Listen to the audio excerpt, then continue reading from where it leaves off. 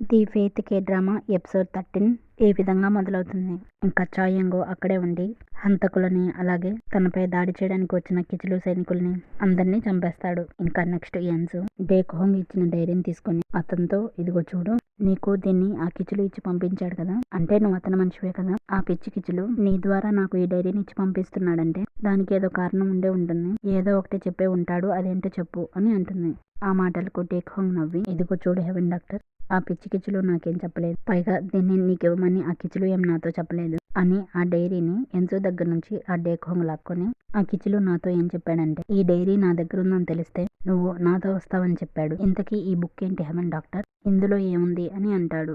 ఆ మాటలకు ఎన్సు కోపం వచ్చి, అసలెవరు నువ్వు, మీరంతా కలిసి నాతో ఆటలాడుకుంటున్నారా, ముందు ఇక్కడి నుంచి వెళ్ళు అని ఆ డేకోంగ్ ని అరిచి ఎన్సు వెళ్ళబోతూ మళ్ళీ వెనక్కి తిరిగి, ఇదిగో చూడు, నువ్వు వెళ్ళి ఆ కిచులతో ఈ మాట చెప్పు, అదేంటంటే నాకేమీ ఈ బుక్ అవసరం లేదని, దీంతో నాకు పని లేదని చెప్పు, పైగా అతను ఏమైనా ఆటలాడుకోవాలనుకుంటే అతనితో అతనే ఆడుకోమని చెప్పు, అంతేకాకుండా నువ్వు ఇక్కడి నుంచి అర్జెంటుగా వెళ్ళిపో, ఇది ఎవరు పడితే వాళ్ళు వచ్చే ప్లేస్ కాదు, ముందు ఇక్కడి నుంచి బయటకు వెళ్ళిపో అని అరిచి ఎన్సు అతను ఎంత మాట్లాడుతున్నా వినిపించుకోకుండా వెళ్ళిపోతుంది. ఇంకా యుద్ధం అయిపోయిన తర్వాత నెక్స్ట్ డే చాయంగ్ తన రూముకు కూడా వెళ్లకుండా ప్యాలెస్ లో ఉన్న ఎన్సు కలవమన్న చోటికి వస్తాడు. అక్కడికొచ్చి చూసినప్పుడు అక్కడ ఎన్సు ఉండదు. ఇంకా ఎన్సు వచ్చిద్దని తన కోసం వెయిట్ చేస్తూ అక్కడే కూర్చొని కొంచెం సేపు నిద్రపోతాడు. కానీ ఎన్సు చాయంగ్ రూమ్ దగ్గరకు వెళ్తుంది. ఇంకా అక్కడున్న చాయంగ్ సైనికులకి తాను తయారు చేసిన పేస్టులను వాళ్ళకిచ్చి, మీరు బ్రష్ చేసేటప్పుడు ఈ పేస్ట్ను ఉపయోగించండి అని ఆ సైనికులకు పేస్టులను ఇస్తుంది.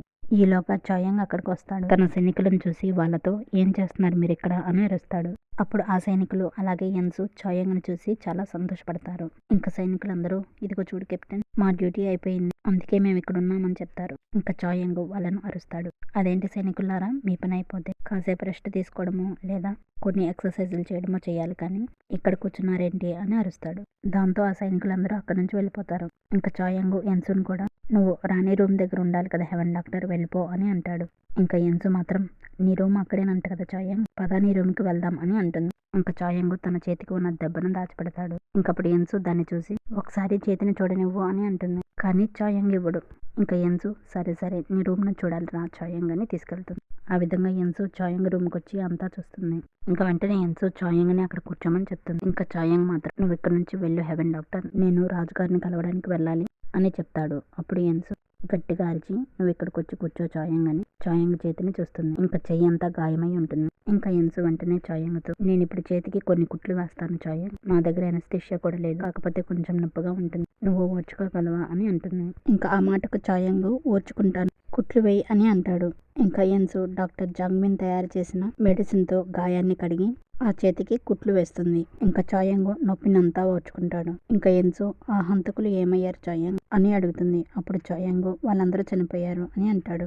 ఇంకా ఎన్సు కుట్లు వేస్తూనే చాయంగ్తో, నువ్వు ఈ బాధని చాలా బాగా ఓర్చుకుంటున్నావు చాయంగ్, అదే మా ప్రపంచంలోని వాళ్ళైతే చిన్న నొప్పిని కూడా భరించడం, వాళ్ళకి ఎనస్థీషియా అని, పెయిన్ కిల్లర్స్ అని ఇలాంటివన్నీ ఇవ్వాల్సి వచ్చేది, కొంతమందికి అయితే బాధను మర్చిపోవడానికి ఆటలాడతారు, కానీ నువ్వు మాత్రం బాగా తట్టుకున్నావు అని అంటుంది. ఇంకా అంతా అయిపోయాక తను హెవెన్ నుంచి తెచ్చిన బ్యాండేజ్ని తీసి, ఇదిగో చూడు చాయంగ్, ఇది నేను హెవెన్ నుంచి తెచ్చిన బ్యాండేజ్లలో లాస్ట్ది, నేను అక్కడి నుంచి తెచ్చిన ప్రతి వస్తువు అయిపోతుంది అని అంటూ బ్యాండేజ్ వేస్తుంది. ఇంక వెంటనే రోజు మార్చి రోజు నేను గాయాన్ని చెక్ చేస్తాను అని అంటుంది ఎన్సు.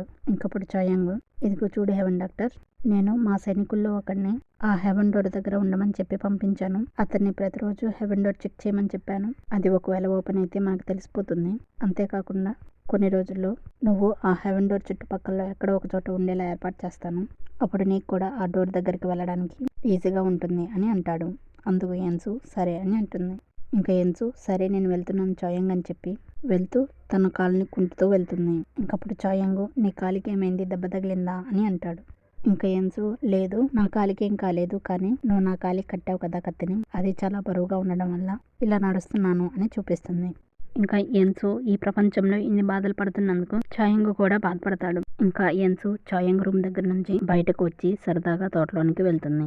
ఇంకా తనలో తాను ఇలా అనుకుంటుంది, బహుశా ఇప్పుడు నేను మళ్ళీ తిరిగి నా ప్రపంచంలోనికి వెళ్ళడానికి కాస్త టైం పట్టేలాగే ఉంది, అప్పటి వరకు నేను ఇక్కడే ఉండాలి, పైగా ఈ ప్రపంచం గురించి నేను అంతగా తెలుసుకోలేదు, ఎందుకంటే ఒకవేళ ఈ ప్రపంచం గురించి తెలుసుకున్నానంటే, పైగా ఇది నాకు బాగా నచ్చిందంటే, అప్పుడు నేను తిరిగి నా ప్రపంచానికి వెళ్ళడం చాలా కష్టమవుతుంది, అప్పుడు బహుశా వెళ్ళలేనేమో, అందుకే దీని గురించి ఆలోచించకూడదు అని అనుకుంటుంది. అంటే ఎన్సు చాయంగ్ని ఉద్దేశించి ఈ మాట అంటుంది. ఇంక వెంటనే తన్ని తాను డైవర్ట్ చేసుకోవడానికి అక్కడున్న లేడీ సైనికులతో, మీరు మేకప్కి ఏం వాడతారు? నేను వాడుతున్న మేకప్ అంతా అయిపోయింది. అందుకే మనం సరదాగా షాపింగ్కి వెళ్ళి మేకప్కి సంబంధించిన వస్తువులు కొనుక్కొచ్చుకుందాం పదండి అని తీసుకుని వెళ్తుంది ఎన్సు. ఇంకక్కడ చాయంగ్ కూడా బట్టలు మార్చుకుని రెడీ అయ్యి రాజు దగ్గరకు వెళ్తాడు. ఇంకా చాయంగ్ని చూసి రాజు అలాగే సైనికుల హెడ్ అందరూ సంతోషపడతారు. ఇంకా రాజు అయితే చాయంగ్ దగ్గరకు వెళ్ళి, చాయంగ్ నువ్వు క్షేమంగా వచ్చావు, నాకంతే చాలు. అంతేకాకుండా ఇంకెప్పుడు నన్ను చూసి మర్యాదతో ఇలా కూర్చోవద్దు, నన్ను కలవడానికి డైరెక్ట్ గా వచ్చాయి అంతే అని అంటాడు రాజు. ఇంకా రాజు చాయంగ్ ఇద్దరు మాట్లాడుకుంటూ వెళ్తారు. ఇంకా చాయంగ్ రాజుతో, రాజా ఇంకా ఆ కిచులు మన మీటింగ్కి వచ్చే ప్రజల్ని చంపడు, ఎందుకంటే ఆ కిచులుకి తెలిసిపోయింది నేనే మన ప్రజల్ని దాచి ఉంచానని. అంతేకాకుండా అతను పంపించిన హంతకుల గ్రూప్ కూడా నన్ను చంపడానికి వచ్చినప్పుడు ఎటువంటి ప్రశ్న అడగలేదు, కేవలం నన్ను చంపడానికి మాత్రమే ప్రయత్నించారు. అందువల్ల ఆ కిచులు మన వాళ్ళని ఏమీ చేయలేడు. అందువల్ల నేను మన ప్రజల్ని క్షేమంగా మీ దగ్గరికి తీసుకొచ్చేస్తాను రాజా. కానీ నేను వాళ్ళని తెచ్చిన తర్వాత వాళ్ళని జాగ్రత్తగా చూసుకోవాల్సింది మీరు మాత్రమే అని అంటాడు చాయంగ్. ఆ మాటకు రాజు, నేను నా ప్రజల్ని జాగ్రత్తగా కాపాడుకుంటాను చాయంగ్ అని అంటాడు. ఇంకా వెంటనే పక్కనే ఉన్న లేడీ చై అంటే చాయంగ్ అంతా రాజుతో, రాజా నాకెందుకో కొంచెం ఇబ్బందిగా ఉంది, ఎందుకంటే ఆ కిచులు మన మనుషుల్ని చంపేయడం అనే ప్రయత్నాన్ని మానుకున్నాడంటే దానికంటే పెద్దదేదో చేయాలని నిర్ణయించుకున్నాడు అనుకుంటా, లేకపోతే ఆ కిచులు అంత తేలిగ్గా వదలడు అని అంటుంది. ఆ మాటకు రాజు, అవును నాకు కూడా అదే అనిపిస్తుంది, కానీ అదేమై ఉంటుంది, ఆ కిచులు ఇంకా ఏం ప్లాన్ చేస్తున్నాడు అని అంటాడు రాజు. ఇంకా ఆ మాటకు చాయంగ్ మాత్రం, ఇదిగో చూడు రాజా, ఇలాంటి రాజకీయ విషయాలన్నీ మీరే చూసుకోవాలి. నేను ఒక సైనికుణ్ణి, నేను శత్రువులు దాడి చేస్తున్నప్పుడు మాత్రమే వాళ్ళని ఆపడానికి పనిచేస్తాను, కానీ మిగిలిన రాజకీయం అంతా నాకు తెలియదు అని అంటాడు చాయంగ్.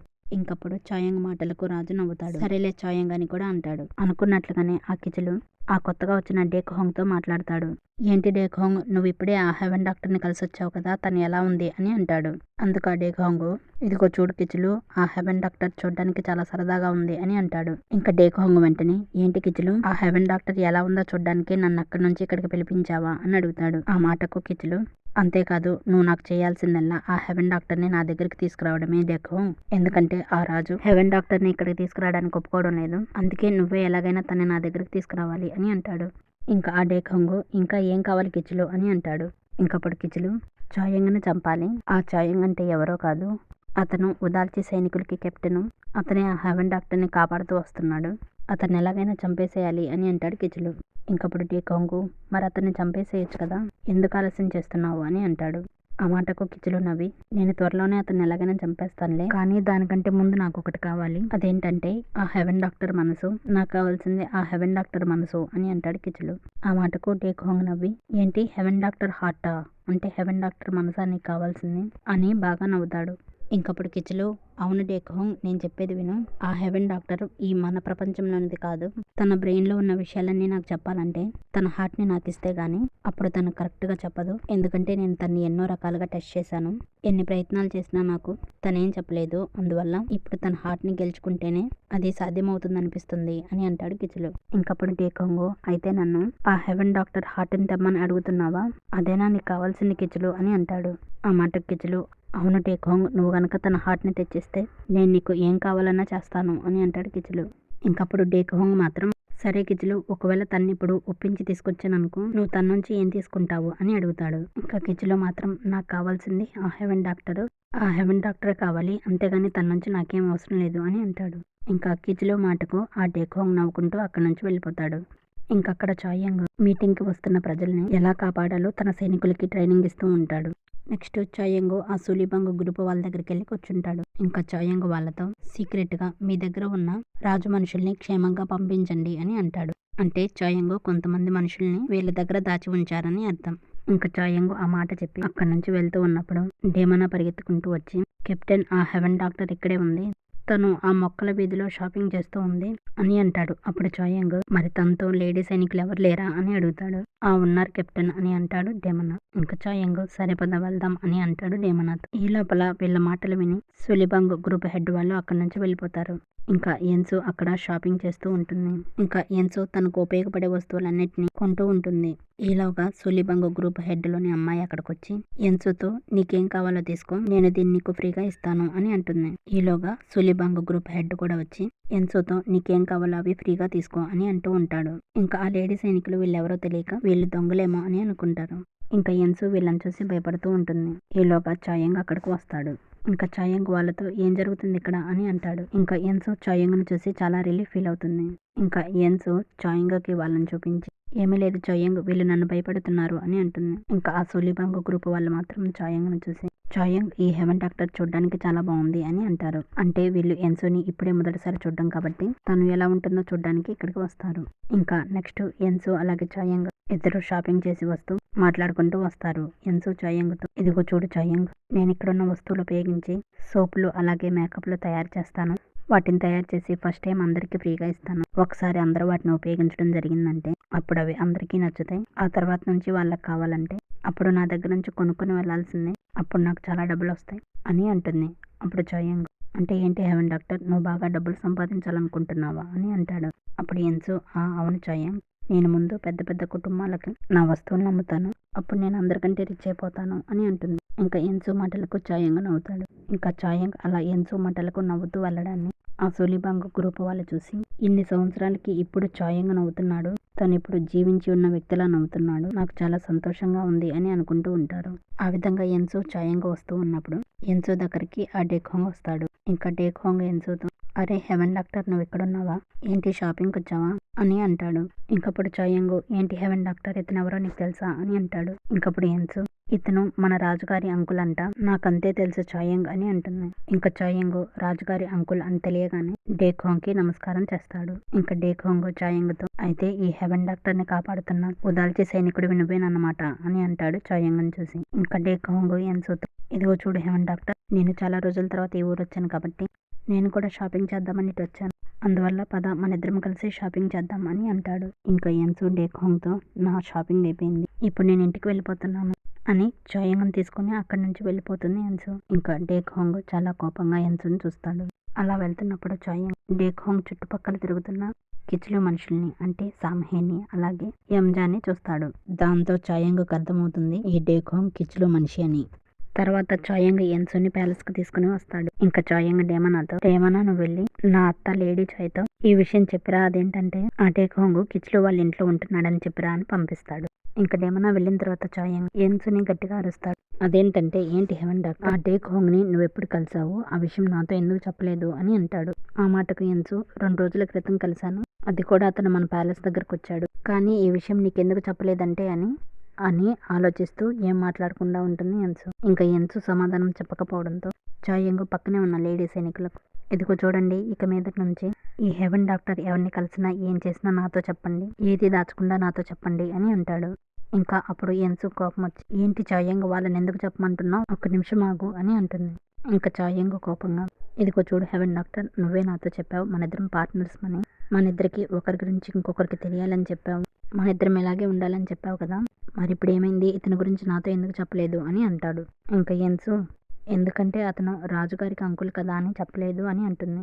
ఇంకప్పుడు చాయంగ్ ఎన్సుని గట్టిగా అరుస్తాడు. ముందు హెవెన్ డాక్టర్ అతను ఏం చెప్పాడో నాతో చెప్పు, అతను ఏం చెప్పాడో నాకు తెలియాలి, నాకే కాదు రాజుగారికి కూడా తెలియాలి అని అరుస్తాడు. ఇంకా చాయంగ్ ఎన్సుని చెప్పు చెప్పు అని గట్టిగా అరిచేసరికి ఎన్సు కోపం వచ్చి ఇదిగో చూడు చాయంగ్, ఆ డేఖాంగ్ కిచ్లు దగ్గర ఉన్న నాకు కావాల్సిన డైరీ బుక్ని తీసుకొని వచ్చాడు, అది చూపించి తనని ఫాలో అవ్వమని ఏదేదో చెప్పి నాకు కోపం తెప్పించాడు. దాంతో నాకు కోపం వచ్చి నాకు నువ్వు వద్దు అలాగే ఆ బుక్ వద్దని గట్టిగా అరిచి అతన్ని పంపించేశాను, ఇదే ఆ రోజు జరిగింది అని అంటుంది. ఇంకప్పుడు చాయంగ్ ఎందుకు హెవెన్ డాక్టర్ ఆ బుక్ వద్దన్నావు, ఆ బుక్ నీకు అవసరం అన్నావు కదా అని అంటాడు. ఆ మాటకు ఎన్సు ఎందుకంటావేంటి చాయంగ్, ఆ బుక్ కోసం అతను చెప్పినట్లు చేస్తే అప్పుడు నాకేం జరుగుతుందో అని నువ్వు కంగారు పడతావు కదా, అంతేకాకుండా ఆ డేఖాంగ్ దగ్గర నా డైరీ బుక్ ఉందని నీతో చెప్తే నువ్వు వెంటనే వెళ్ళి అతను చెప్పింది చేసి ఆ డైరీ బుక్ని ఎలాగైనా తీసుకురావాలని ప్రయత్నిస్తావు, అందుకే నీతో ఈ విషయం గురించి మాట్లాడలేదు అని ఎన్సు చాయంగ్తో అంటుంది. ఈ విధంగా చాయంగ్ మంచిని ఉద్దేశించి చాయంగ్కి ఏమీ కాకూడదని ఆలోచిస్తూ ఉంటుంది ఎన్సు. ఇలా చాయంగ్తో మాట్లాడిన తర్వాత ఎన్సు అక్కడి నుంచి వెళ్ళిపోతుంది. ఇంకా చాయంగ్ ఎన్సు గురించి ఆలోచిస్తూ ఉంటాడు. కానీ ఎన్సు అలా వెళ్తూ సడన్గా ఎవరినో చూసి ఆగిపోయి దడుచుకుంటుంది. అది ఎవరో కాదు, ఆ కిచ్లు మనుషులు. అంటే ఎన్సు అటుగా వెళ్తున్న సామ్హేని అలాగే ఎంజాని చూసి దడుచుకుంటుంది. ఇంకా చాయంగ్ హెవెన్ డాక్టర్ ఎవరిని చూసి దడుచుకుంటుందా అని తను కూడా చూస్తాడు. ఇంకప్పుడు ఎంజా అలాగే సామ్హే నడుచుకుంటూ వెళ్ళడాన్ని చాయంగ్ చూస్తాడు. ఇంక వీళ్ళని చూసి హెవెన్ డాక్టర్ భయపడుతుంది అని అనుకుంటాడు.